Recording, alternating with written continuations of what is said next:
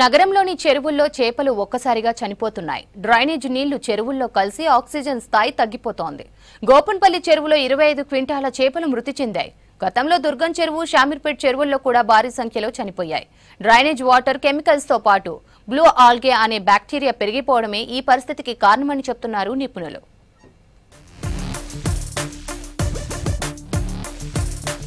హైదరాబాద్లోని పలు చెరువుల్లోని చేపలు వేల సంఖ్యలో మృత్యువాత పడుతున్నాయి. వాటి మీదే ఆధారపడి జీవనోపాధి పొందే మత్స్యకారులు ఇబ్బందులు పడుతున్నారు. చెరువుల చుట్టూ కట్టిన భారీ భవనాల నుంచి వస్తున్న వ్యర్థజలాలన్నీ చెరువుల్లోకి పంపడంతో మురికి కూపాలుగా మారిపోతున్నాయి. ఎండల వేడి కూడా చెరువులపై ప్రభావం చూపుతుంది.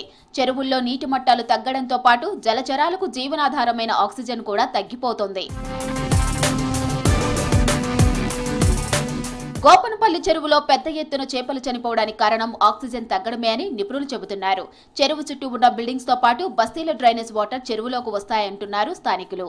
వర్షం నీళ్లు చెరువులోకి రాకుండా మొత్తం రోడ్లు వేయడంతో డ్రైనేజీ నీళ్లు చెరువుల్లోకి వస్తున్నాయని తెలిపారు స్థానిక ప్రజలు. 2 సంవత్సరాల క్రితం అయితే ఈ లేక్ అంతా చాలా బాగుండేది. మేము వాకింగ్ అంతా చేస్తూ ఉండే చాలా బాగుండేది ఇక్కడ. ఆల్ ఆఫ్ సడన్ ఎందుకో కానీ చెరువు రంగు మారిపోయింది, నీళ్ళు అది మారిపోయినాయి, చేపలు చనిపోతున్నాయి. ఓకే, అది క్లీన్నెస్ కూడా లేదు. ఓకే, ఇవన్నీ చేస్తే కనుక చాలా బాగుంటాయి. నేను ఎవరినైనా కోరుకునేది ఏంటంటే మనం చెరువుల్ని కాపాడుకోవాలి, చెట్లని కాపాడుకోవాలి. చెరువుల్లో మురికి నీటితో పాటు లేత ఆకుపచ్చ రంగులో ఉండే బ్లూ ఆల్గే అనే బ్యాక్టీరియా పేరుకుపోవడంతో చేపలు చనిపోతున్నాయని తెలిపారు మత్స్యకారులు. అధికారులకు ఎన్నిసార్లు చెప్పినా చెరువులను పట్టించుకోవట్లేదన్నారు.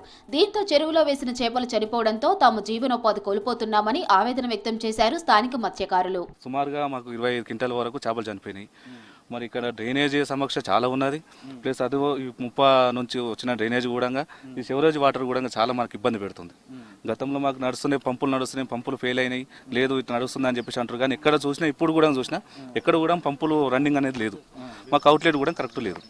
ఇప్పుడు అక్కడ నుంచి వచ్చే రెయిన్ వాటర్ ఏదైతుందో అది డ్రైనేజ్లో కలిపేశారు మొత్తం. అధికారులు ఏమంటారు సార్, వస్తారు, చూస్తారు, చేస్తామంటారు, ఎవరు చేయట్లేదు, వెళ్ళిపోతూనే ఉన్నారు. చెరువులోకి వచ్చే మురుగు శుద్ధికి ఎస్టీపీ నిర్మించారు అధికారులు. మురుగును శుద్ధి చేసిన తరువాతే చెరువులోకి వదలాలి. కానీ ఎస్టీపీ పనిచేయకపోవడంతో మురుగు నీరంతా చెరువులో కలుస్తోందన్నారు స్థానికులు. దీంతో దాదాపు 25 క్వింటాల చేపలు చనిపోయాయని స్థానిక మత్స్య సహకార సంఘం ప్రతినిధులు తెలిపారు. మొత్తం మురుగునీళ్ళు, చెరువు నీళ్ళు కాదు, మురుగునీళ్ళు అయిపోయినాయి. ఇప్పుడు మురుగునీళ్ళు అయిపోయినాయి. ఎవరు ప్రభుత్వాన్ని చెప్తే ఎవరు పట్టించుకుంటలేరు. 2 మాటలు కలెక్టర్ ఆఫీస్ పోయినాము, కంప్లైంట్ పెట్టినాము, వచ్చినాము. సార్ కూడా మేము పంపిస్తామన్నారు, చూస్తామన్నారు.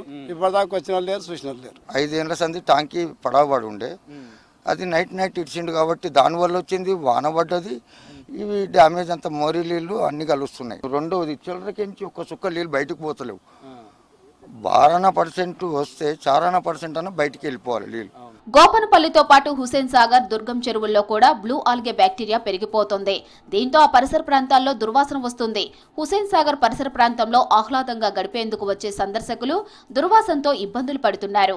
ఆక్సిజన్ స్థాయిలను పెంచేందుకు అధికారులు బయోరెమిడియేషన్ చేపడుతున్నా ప్రయోజనం లేదంటున్నారు సందర్శకులు. నీళ్లలో 4 ppm ఉండవలసిన డిజాల్వ్డ్ ఆక్సిజన్ స్థాయి హైదరాబాద్లోని చెరువుల్లో 2 నుంచి 3 మధ్య ఉందంటున్నారు ఎక్స్పర్ట్స్. ఒకవైపు చెరువులను పునరుద్ధరించడానికి హైడ్రా చర్యలు చేపడుతోంది. మరోవైపు డ్రైనేజ్ కలవడంతో చెరువులు మురికి కూపంలా మారిపోతున్నాయి. అధికారులు చర్యలు తీసుకోవాలని కోరుతున్నారు సిటీ ప్రజలు.